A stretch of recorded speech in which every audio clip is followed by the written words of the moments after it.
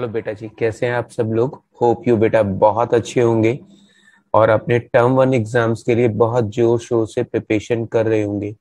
और मैं भी मेरी साइड से पूरी कोशिश कर रहा हूँ कि आपके लिए बहुत अच्छी यूजफुल वीडियोस बनाकर आपको शेयर करूँ, सो दैट कि आपकी अपने बोर्ड एग्जाम्स के लिए बहुत अच्छी प्रिपरेशन हो पाए।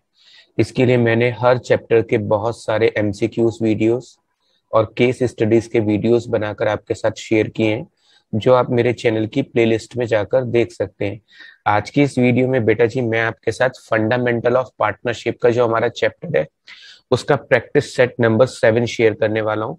इसके ऊपर ऑलरेडी मैं 6 वीडियोस एमसीक्यू के आपके साथ शेयर कर चुका हूँ। ये प्रैक्टिस सेट नंबर 7 है।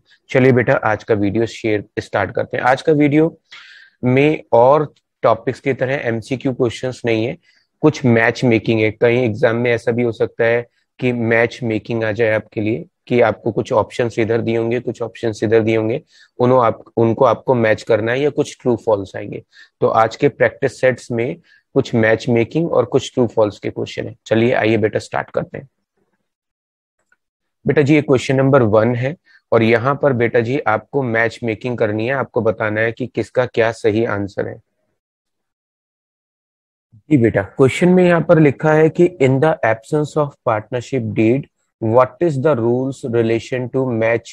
आपको क्या है, रूल्स बताने कौन से एक दूसरे से मैच करते हैं।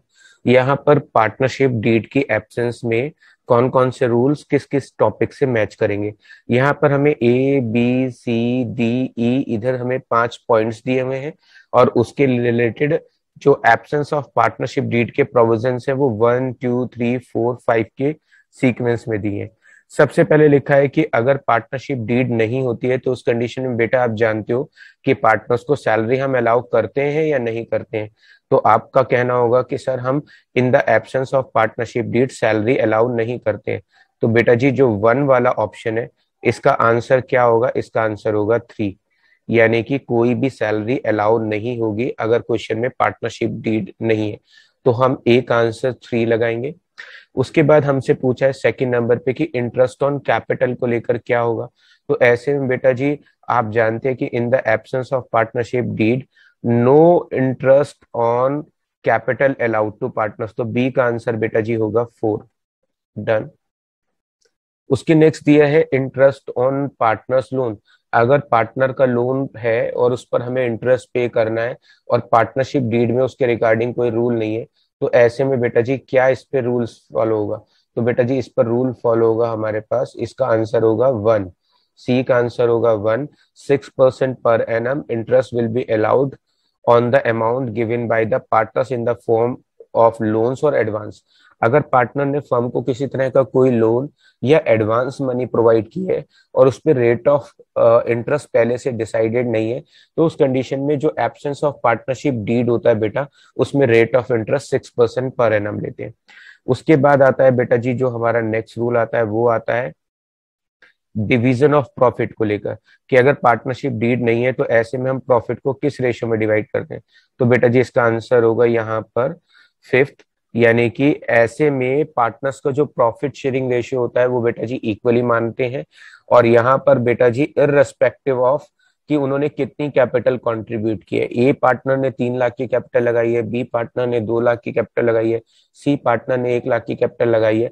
तो ऐसे में बेटा जी जो प्रॉफिट होगा वो हमेशा इक्वल रेशियो में डिवाइड होगा, इररेस्पेक्टिव कि भाई पार्टनर्स ने कितनी कैपिटल बिजनेस में लगाई है। ये सब चीजें आप बेटा जी पढ़ रहे होंगे और आपके टीचर्स ने आपको बहुत अच्छे से पढ़ाया होगा, आप जिस भी टीचर से पढ़ रहे हैं।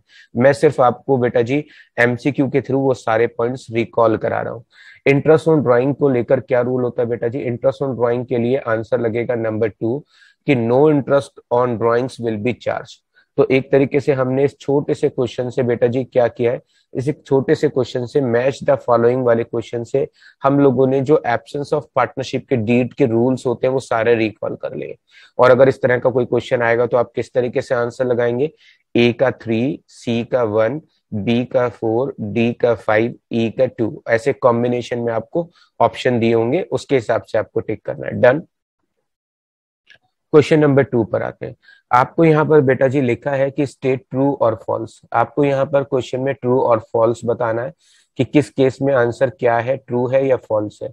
यहाँ पर लिखा है पहले ऑप्शन में पी ने 20,000 रुपए फर्म से रिलेटेड, पी पार्टनर ने फर्म से रिलेटेड 20,000 रुपए यूज कर लिए, यानी फर्म का पैसा उसने अपने पर्सनल यूज में ले लिया है और उस पैसे से उसने 5,000 रुपए का प्रॉफिट कमा लिया है।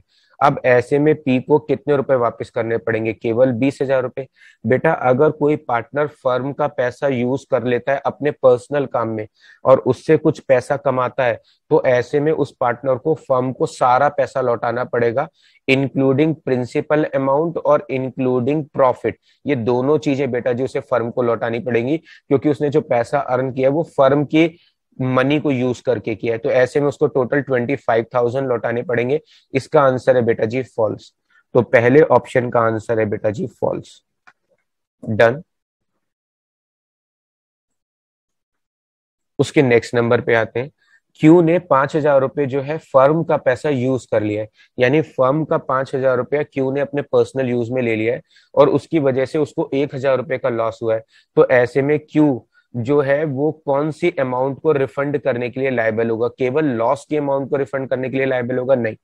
अगर कोई पार्टनर फर्म का पैसा यूज कर लेता है और उससे प्रॉफिट होता है, तो बेटा जी ऐसे में उस पार्टनर को प्रिंसिपल अमाउंट प्लस प्रॉफिट सारा लौटाना पड़ेगा। दूसरा केस, अगर किसी पार्टनर ने फर्म के पैसे को यूज कर लिया है और उस पैसे से लॉस हो गया है, ध्यान से समझिएगा, लॉस हो गया है, तो ऐसे में वो पार्टनर प्रिंसिपल अमाउंट लौटाने के लिए लायबल होगा, यानी वो 5,000 रुपए लौटाने के लिए लायबल होगा। तो ऐसे में बेटा जी इसको लॉस नहीं प्रिंसिपल अमाउंट लौटानी होगी, तो इसका आंसर है फॉल्स। डन। ये इसका आंसर हो गया फॉल्स। नेक्स्ट पे आते हैं बेटा जी। पी और क्यू चाहते हैं कि वो ए से गुड्स खरीदें। पी और क्यू चाहते हैं कि वो गुड्स खरीदें ए लिमिटेड से। आर इस बात के लिए एग्री नहीं है। For good faith of partnership firm, partners can purchase goods from anyone in situation provision of Indian partnership act 1932 not applicable. यहाँ पर बेटा जी पी और क्यू पार्टनर जो है ए से गुड्स खरीदना चाहते हैं। आर पार्टनर को इस बात पे ऐतराज है। यहाँ पर लिखा है for the good faith of partnership firm, जो पार्टनर्स है वो किसी से भी गुड्स खरीदते सकते हैं। बेटा जी ये बिल्कुल पार्टनर्स की अपनी एक अंडरस्टैंडिंग है, जो भी बिजनेस के लिए अच्छा हो सकता है वो सारा काम पार्टनर्स कर सकते हैं। अब जरूरी नहीं कि इस बात के लिए सारे पार्टनर्स एग्री होंगे तभी हम ए पार्टनर से या ए लिमिटेड से गुड्स खरीद पाएंगे। तो ऐसे में बेटा जी इसका आंसर है यहाँ पर for good faith of partnership firm, partners can purchase goods from any one in situation provision of Indian partnership act not applicable. बेटा जी आंसर बिल्कुल ट्रू है। इसके रिगार्डिंग जो पार्टनरशिप होती है एक्ट 1932 उसमें कोई रूल गिवन नहीं है, तो इसका सही आंसर है बेटा जी ट्रू। यहां पर आता है डी। क्यू और आर चाहते हैं कि सी पार्टनर को एज ए पार्टनर एडमिट कर लें, लेकिन पी इस बात के लिए एग्री नहीं करता। मेजोरिटी ऑफ पार्टनर तो ये चाहते हैं कि हम सी को एज ए पार्टनर बना लें, लेकिन जब तक सभी पार्टनर्स एग्री नहीं होंगे बेटा जी सी को पार्टनर नहीं बनाया जा सकता। तो यहां पर बेटा जी इसका आंसर रहेगा फॉल्स। मेजोरिटी की वजह से हम उसको पार्टनर बना लेंगे कि मेजोरिटी ऑफ पार्टनर उसका फेवर करते हैं इसलिए हम उसको पार्टनर बना सकते हैं। बेटा जी ये फॉल है।